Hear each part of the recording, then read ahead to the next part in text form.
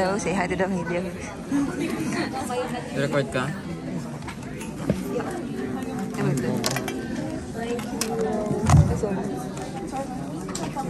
Ganun? Isn't it too steep? Okay, so we proceed with the second part, endometrium, myometrium. Okay, so for menstrual cycle, it would be divided into 3 phases. So we have the menstrual phase, we have the pre-ovulatory or the proliferative, which would be it will be controlled, regulated by the estrogen, and then we have the secretory phase, which is controlled by the progesterone or post-ovulatory phase. So take note that in the menstrual cycle, it will be a 28-day long cycle. So meron pa ditong irregular? Irregular yung cycle. Hindi irregular. Irregular cycle. Okay. Because, so take note that a model cycle is 28 days. Okay. And take note that there is a constant phase, and that would be the post-ovulatory. Okay? Which after ovulation, constantly it is 14 days long.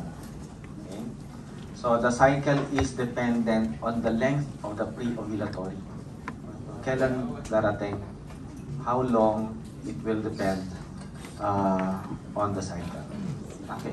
So this particular tabulation would summarize what we would see histologically.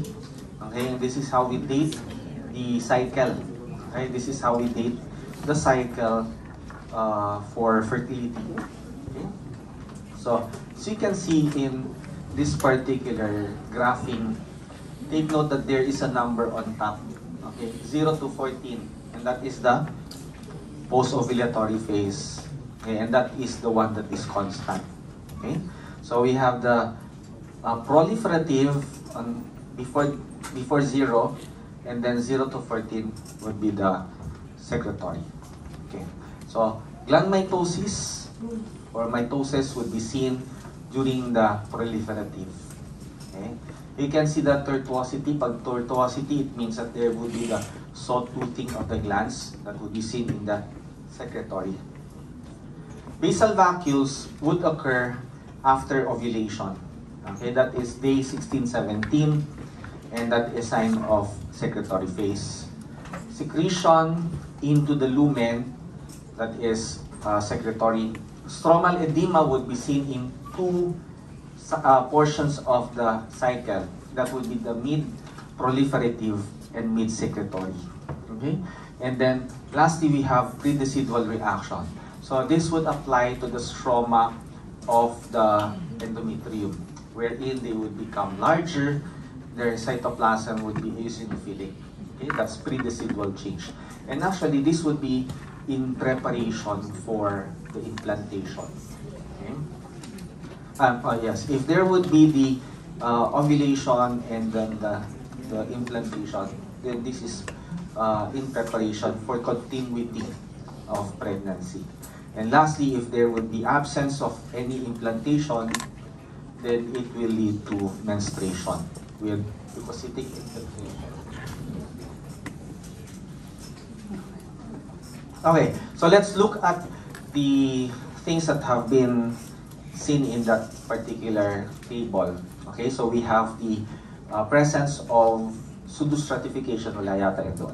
Okay, we have glands that are stratified. Nakikita mo, there is stratification of the nuclei. This is proliferative. You can also see some of mitosis. Ito sila. Ayan siya. Those would be forming the proliferative phase.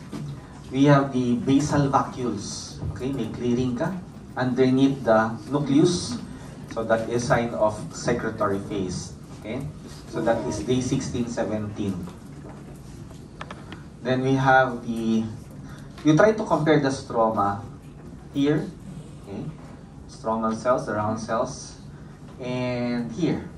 Okay? Anong difference sila? There is separation, di ba? So, if there's separation, there is fluid there. So, this is a sign of stromal edema. okay, which we would see in the mid-proliferative and mid-secretory phase. Okay? So, para malaman mo kung mid-proliferative ba siya or mid-secretory is you try to look at the lining of the glands. So, pag proliferative siya, stratified. Okay? Pag secretory, single layer. Okay? So, this is most probably mid-secretory. Okay? And then, sawtoothing, ito yon, sawtoothing. Okay? You can see the tortuosity of the glands. That is secretory. Okay. So, next we go into the uterine bleeding. Abnormal uterine bleeding can be one of the reasons a lot of female patients will go to their OB, okay, or gyne for that matter, because they complain that they have bleeding in between menses, okay, or they are old already and then suddenly they bleed. Okay, so we have dysfunctional uterine bleeding seen in reproductive age, age nyo, and perimenopausal, and this can be caused by an ovulatory cycle. Okay? So the absence of ovulation, it can be secondary to excessive estrogen stimulation, okay, or unopposed estrogen stimulation that cannot be countered by the progesterone. Other conditions can be the presence of metabolic problems. Diba? It can also be an ovarian problem, an ovulatory. It can also be caused by endocrine problems like hypothyroidism. Okay? And then we take note of anatomic lesions. Bleeding can be caused by myoma, adenomyosis, presence of polyps because they are impinging or they are compressing portions of the endometrium or the endocervix. Okay? So there are a lot of causes for abnormal uterine bleeding. And if it's hormonal, it is dysfunctional uterine bleeding. Okay. So next we have the endometriosis. So madali lang siya, parang cervicitis lang siya, no? Wherein it can be acute, it can be chronic. For endometritis that is acute, it is associated with abortion. So when there is an abortion, histologically, when we look at the microscope, aside from having looking at chorionic villi, we would see the presence of neutrophilic infiltrates. Okay. Chronicity is associated with PID, pelvic inflammatory disease. It is associated with retained placenta, with IUD, the use of IUD and TB. So this is acute endometritis. What does this look like? If you are going to have the examination of the kidney later, what is your answer? Ha? Si Omar. Omar! Oh no! Ano? Ha? Acute pyelonephritis. Di ba? Meron kang... Yung iba pa nagsabi sa Doc, meron tong WBC cast. Okay? In the center. Diba? Buti na lang, walang ganito rin. Sama sa long moving. Okay, so this is the uterus. Okay, you have, ano ba itong ano yun? So you have the uterus with a very red, okay, hyperemic endometrial canal. Yan siya. So that's a sign of endometritis. Okay? Ito alam niyo ano to? Ovary. Petso. Penos. Gutom na kayo. Yan. Petso. Okay, so you have the tuberculosis there, granuloma. Okay. So next we have endometriosis. For endometriosis, this would refer to the presence of endometrial glands and stroma outside of the uterus. Its counterpart is adenomyosis, which I'm going to tell you later. For endometriosis, most common sites, ito by frequencies, as stated in the book. We have the ovaries, we have the uterine ligaments, retrovaginal septum, cul-de-sac, peritoneum, large intestine, small intestine, appendix, vagina, laparotomy scar. So I have seen almost all of them. Okay? So very common kasi ang endometriosis. Okay? So what are the symptoms? Yan, dyspareunia, dysmenorrhea. Sino ang nagdi-dysmenorrhea dito? So it might be the reason why you have pain, endometriosis, infertility. So what are the proposed theories? It can be metastatic, wherein it went from the uterus going to other areas or other organs by way of going through the lymph channels or the blood vessels. We have the metaplastic theory, to which the mesothelial elements, the endometrial tissues can be derived from the mesothelial elements. Okay? And then we have the progenitor cell theory, to which the bone marrow stem cells would differentiate into stromal cells. And then we have the regurgitation theory by retrograde flow coming from the endometrium going to the fallopian tube. So in endometriosis, the implants are able to survive because of the release of enzymes, as well as pro-inflammatory mediators.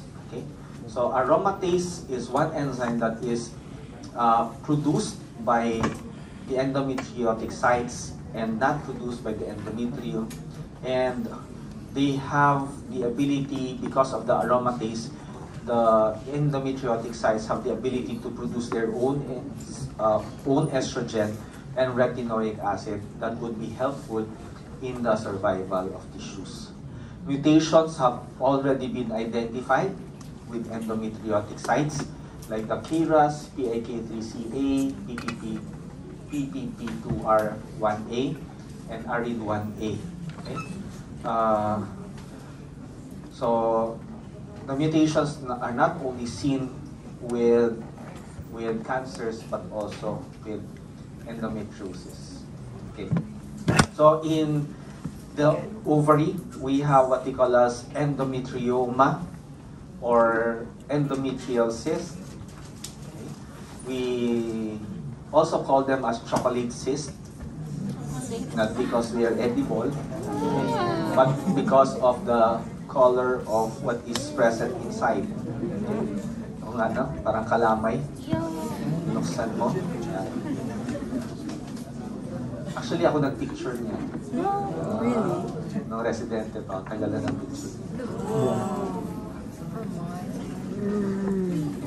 And then we have the endometrial cyst, which would contain endometrial glands and stroma. Sometimes we would only see hemosiderophages or hemosiderin-laden macrophages. So counterpart naman is adenomyosis. We call it as adenomyosis if it is situated within the uterine wall. So kapag labas na, endometriosis. Pag nasa loob, adenomyosis. So but still the same. The presence of endometrial glands and stroma within the myometrium naman ito. So it is a tumor-like lesion. It may be confused or mistaken for leiomyomas. Because the uterus itself would be very big. Malaki siya. Normally the uterus, siguro it's like 2 fingers. Parang ganyan lang siya.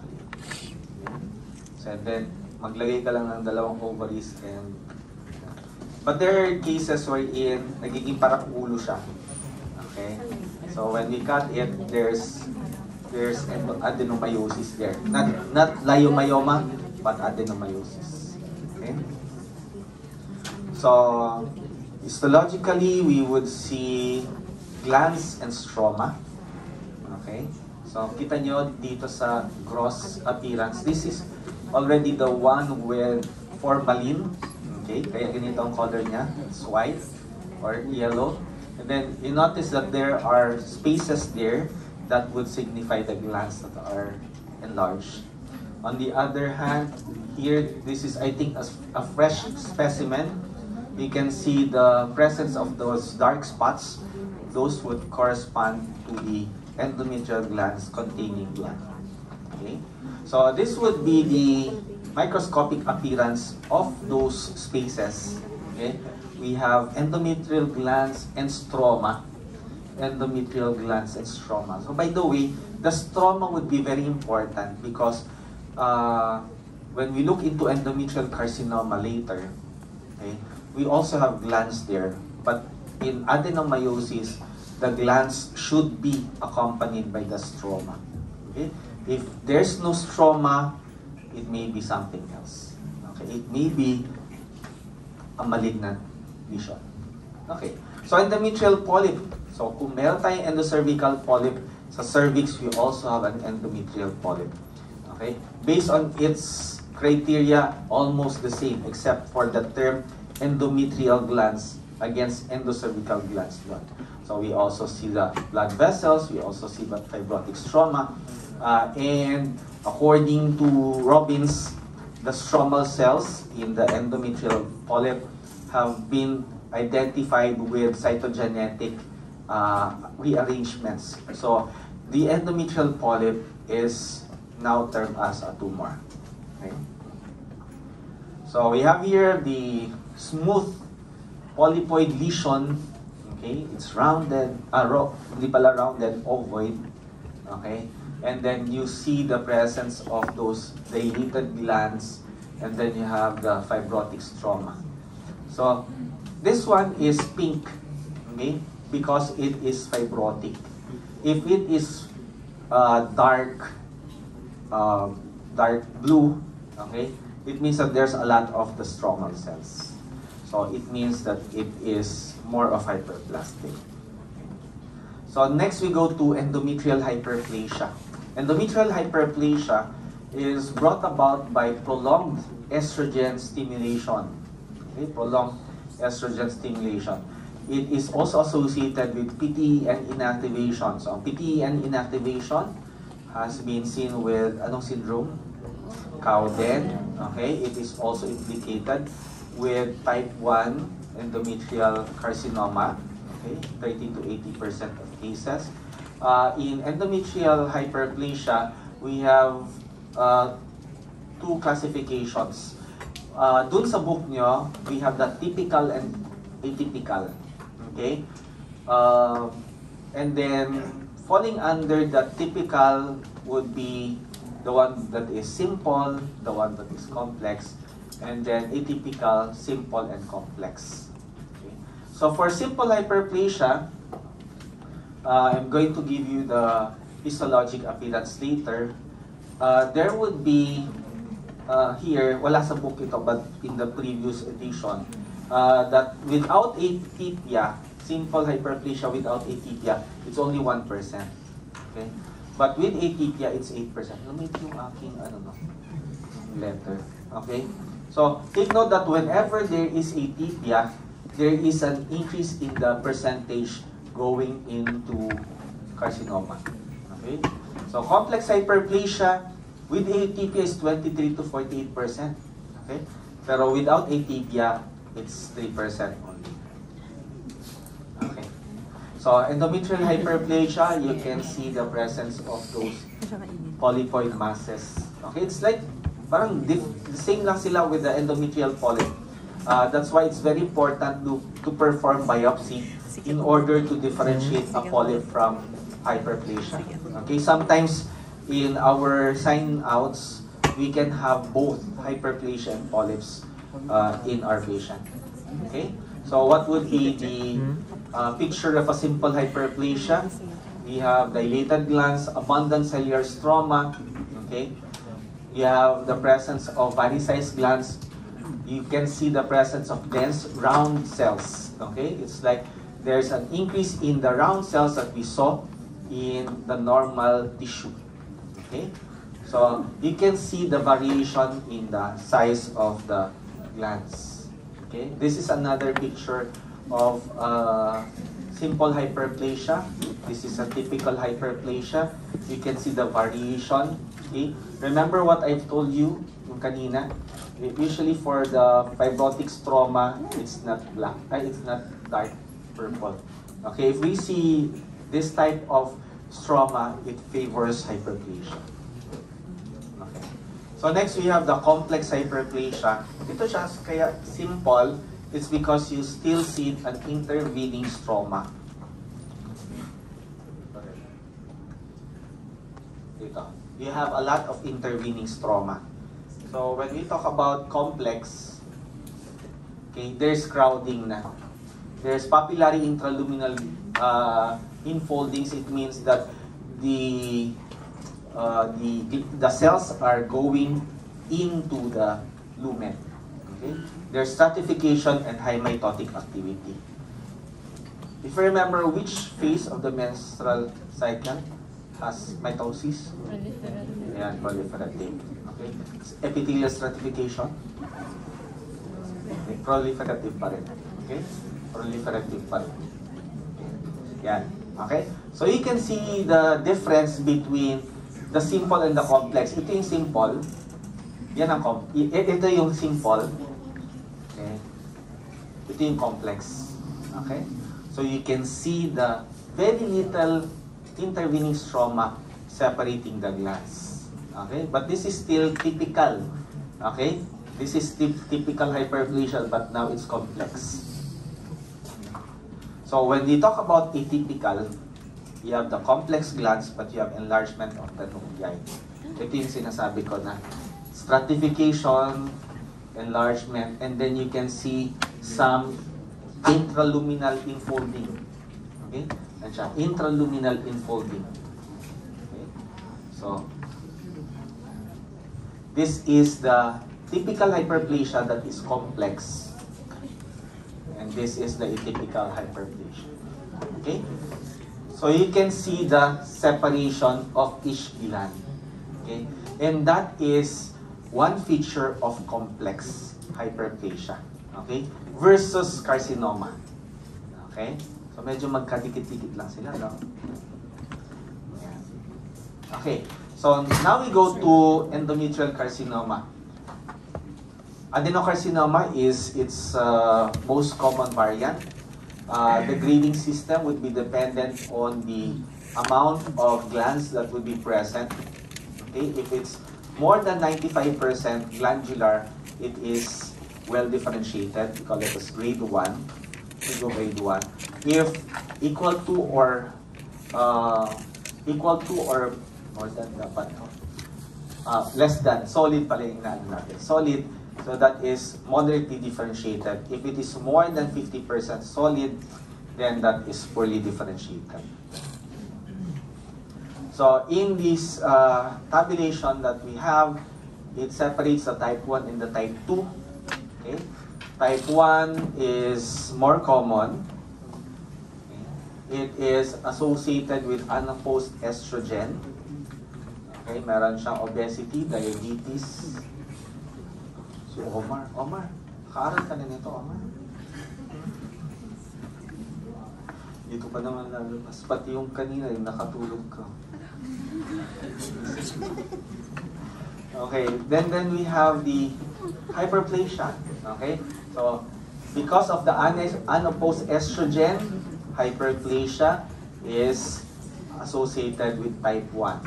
We have genetic mutations present, the PTEN. Okay, it is inactivated in hyperplasia, 30 to 80%. We also have others. We have the ARID1, PIK3CA, I think 45%. We have the KRAS, which is 25%. MSI is 20%. Take note the P53 is there. P53 is seen in 50% of poorly differentiated type 1 carcinomas. Pero if you look at the P53 in the type 2, it is seen in 90% of serous carcinomas. Okay? For the type 2 naman, it is seen with atrophy.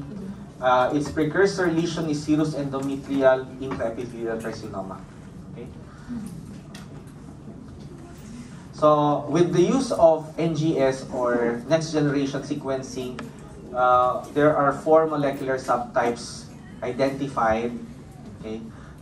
We have the ultra-mutated, hyper-mutated, okay? You know what is the importance of this? Kung meron ka mga ganyan. It means that whenever you have cancers like that, the checkpoint inhibitors, if you remember, the checkpoint inhibitors will be helpful in removing, okay, the tumor. I think this is one of the researches to which they have eradicated colon cancer. Okay, it's because yung isang isang group lang of patients, because they have MSI reactivity. Okay, so they are identified with checkpoint inhibitor treatment. Okay, so if you have ultra-mutated, hyper-mutated, they are associated with treatment with checkpoint inhibitor. Alam niyo ano example ng checkpoint inhibitor? Ano na? PDL1. Okay, PDL1. Tandaan niyo yan kasi pagka nag-third year kayo ng IM oncology, tatanungin sa inyo yan. Yan. Yung lahat ng naaral nyo ngayon, pag third year IM nyo, babalikan nyo yun. Yan. Kaya okay lang yan. Babalik din yung inaral nyo ng patho next year. Okay? Lalo yung mga oncology. Okay. So, copy number, kaya ngayon, mag-aral na kayo. Omar ha? Copy number low, okay? Microsatellite stable, okay? So, that is a subtype that we identify it, okay? So, it is stable. We have the copy number high, that is for P53 mutations. So, this is seen with high-grade lesion, I think 50%. So you can see the gross appearance is different from the previous gross picture that I have shown to you, wherein it's polypoid, well-formed. This one is not well-formed. Some of them are already, okay, infiltrating the adjacent muscle. Like this one, you can have necrosis. Okay. So these are the different variants for adenocarcinoma. Marami tayong names. Glandular, secretory, ciliated, endometrioid, serous, mucinous squamous cell types. This would be the endometrial carcinoma. That's endometrioid type. As you can see, there are a lot of intraluminal bridgings. Okay, the glands are seen in back-to-back formations, no separation. Okay, they are fused. So once they are fused, that's favoring carcinoma. Okay, now we go to the staging. Okay, stage 1 is limited to the endometrium. Stage 1B is less than 1/2. Okay, it infiltrates into less than 1/2. It means that you're going to divide the myometrial wall into two. If there will be infiltration into less than 50%, the one that is close to the endometrium, that is 1B. Okay, if it goes down, that's 1C. Okay, the importance here is, if it's 1B, I think they're not going into brachytherapy. Okay.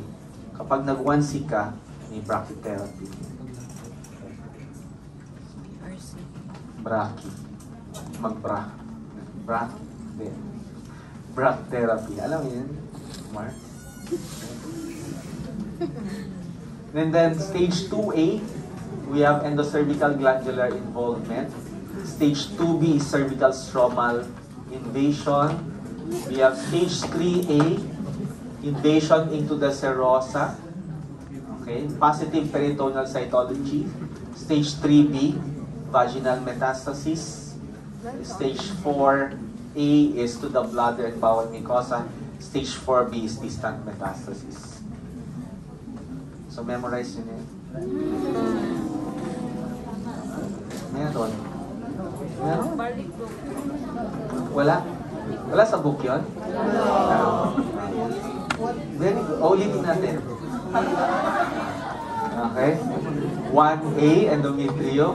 1B, lower one half, less than half. Okay. 1C, more than half. Omar, ha? Walang tulugan. 2A, endocervical. 2B, endocervical glands to. 2B is cervical stroma. Okay. 3A invades the serosa. Okay. And adnexa, do you know the adnexa? Ano yung adnexa? Tubes and ovary. Okay. Positive peritoneal cavity. Halimbawa, nilagay ko lang. Positive peritoneal cavity. Stage 3A. Vaginal metastasis, stage 3B. Stage 3C is para-aortic lymph nodes. Okay. So that's why they would, the gynecologist would give us pelvic lymph node dissection. Stage 4A, bladder lang yan. Okay. And bowel. So, those that are adjacent to the ovary, to the female genital area. And then 4B is distant metastasis. Okay na, right? Okay. So ito, ano na to? So next we go to MMMT, malignant mixed Mullerian tumor. Okay. So when we talk about malignant mixed Mullerian tumor, we also call it as carcinosarcoma. Okay. Saan? Huh? It is the most common uterine tumor. Kita mo na? Okay. So, take note that both components, stromal and epithelial, are malignant. Okay? So, both components are malignant. Okay? So, we have PTEN, P53, PIK3CA mutations present. Okay?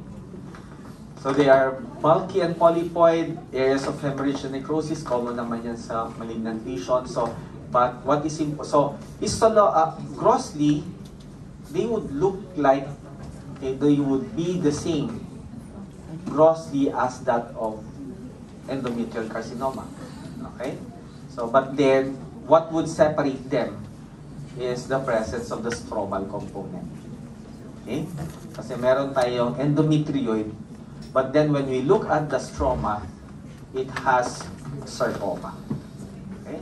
So it can be homologous stromal sarcoma or leiomyosarcoma, or it can be heterologous, wherein we would see presence of bone, presence of cartilage. Okay, that would be malignant.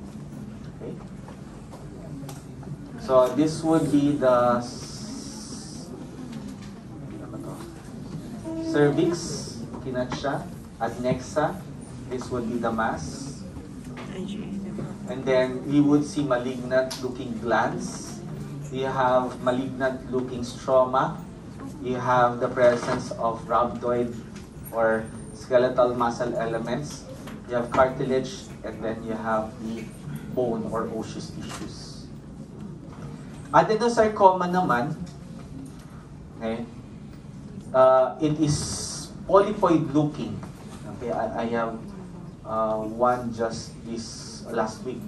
Okay, so an adenosarcoma is polypoid looking. It looks like a polyp, but it's very big. Okay, and take note that it has an epithelial component that is benign.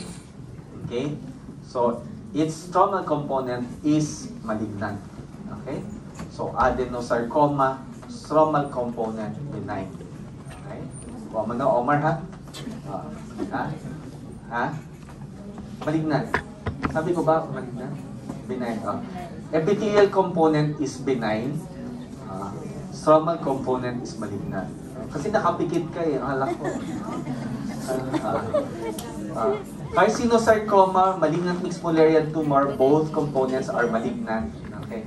Endometrial carcinoma, okay, epithelial component is malignant. Okay. Ito naman siya, stromal component is malignant. Okay. Okay na, ha? So, polypoid siya. You can see that ito meron siyang papillary projections. The lining is benign, malignant yung stroma. Next, we have endometrial stromal tumors. Parang pare-pareho lang sila na. So, ito naman, endometrial stromal tumor, it doesn't have any epithelial component. Okay? Pure stroma lang siya. Okay. So, we have three types. We have the stromal nodule. Take note, this is benign. It's only a stromal nodule, one nodule. When we cut it, our differential diagnosis is leiomyoma. Okay? Ang differentiating feature nila is they are different histologically. And then we have the low-grade endometrial stromal sarcoma. Okay?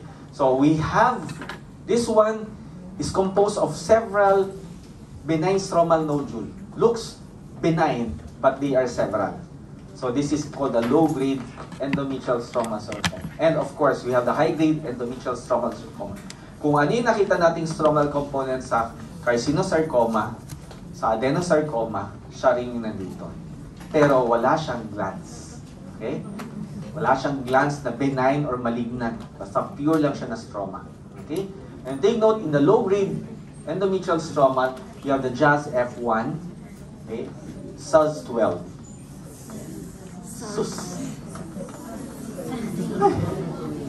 Okay. So, benign endometrial stromal nodule. Okay? It's single nodule, well circumscribed. Okay? Resembles the stromal cells of the endometrium. So, madali siyang makita. Okay? Ito itsura niya. Okay? So, this is the color of the myometrium. This is the color of the stromal cells of the endometrium, right? Okay?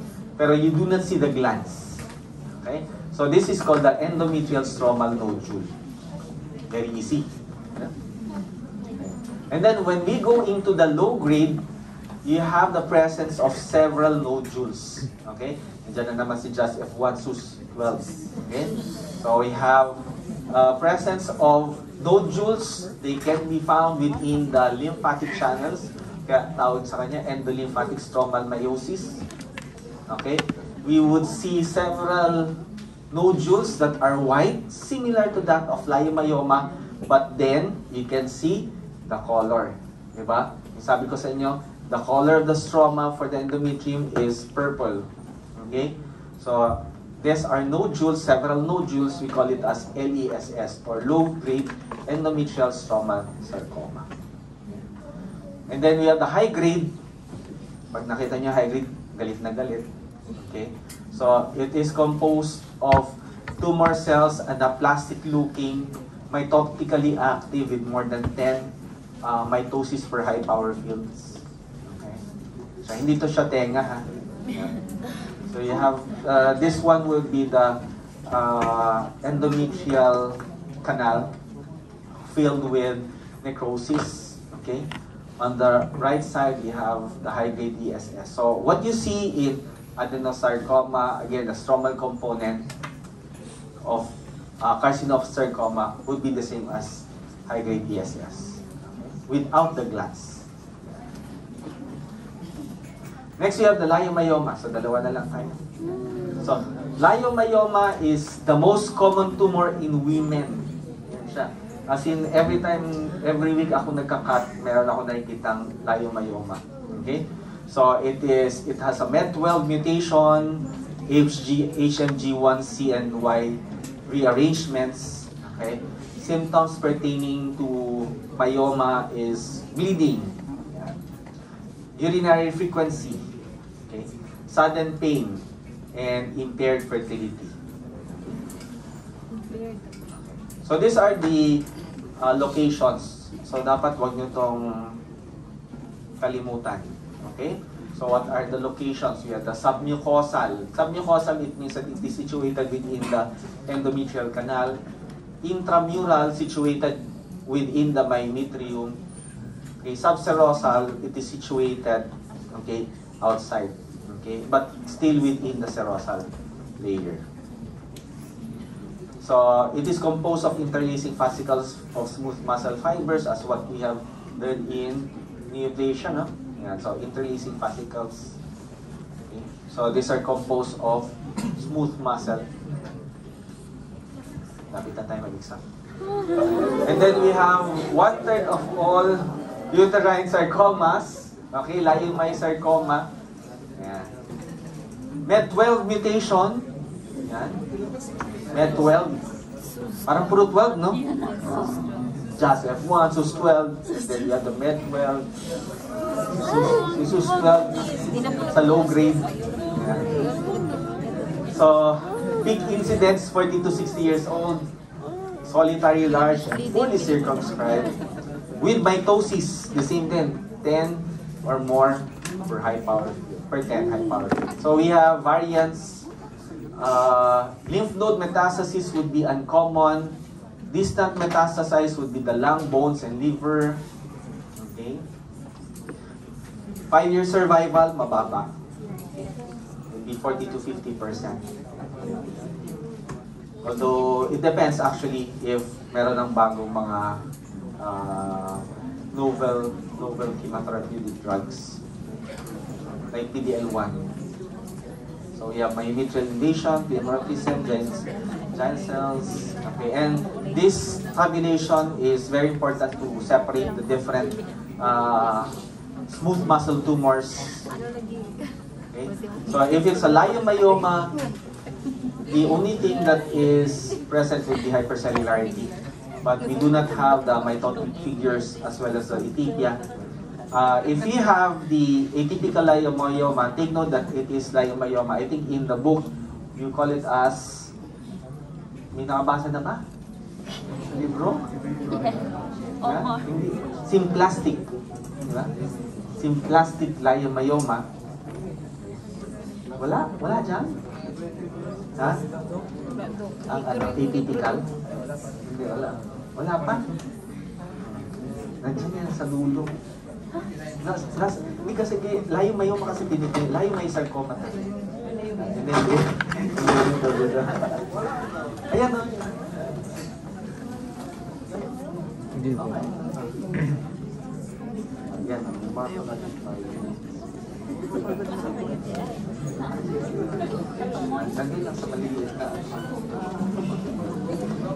We call it a simplastic.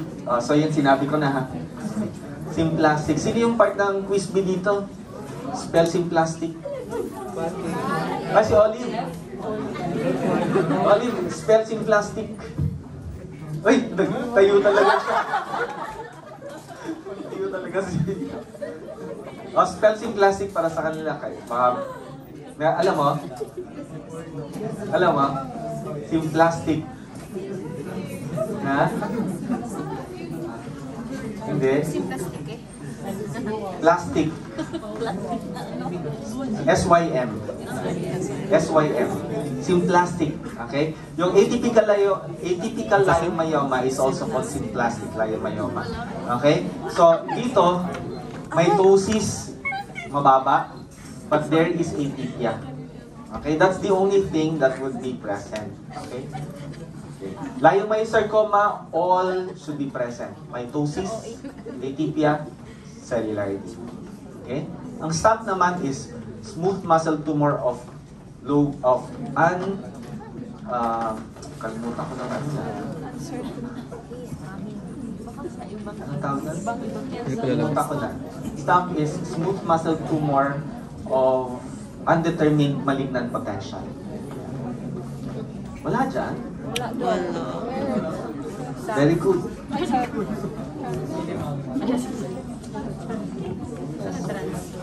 Dito dyan? Ito? Ayun. May plastic dito? Ay, akala ko yun. Stop. Nice lang.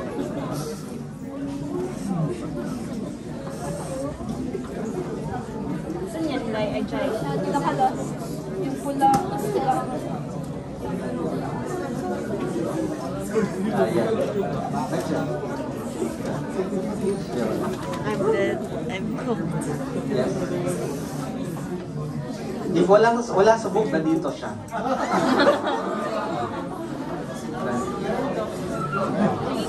Stump. Ha? Stump siya. Okay. Thank you.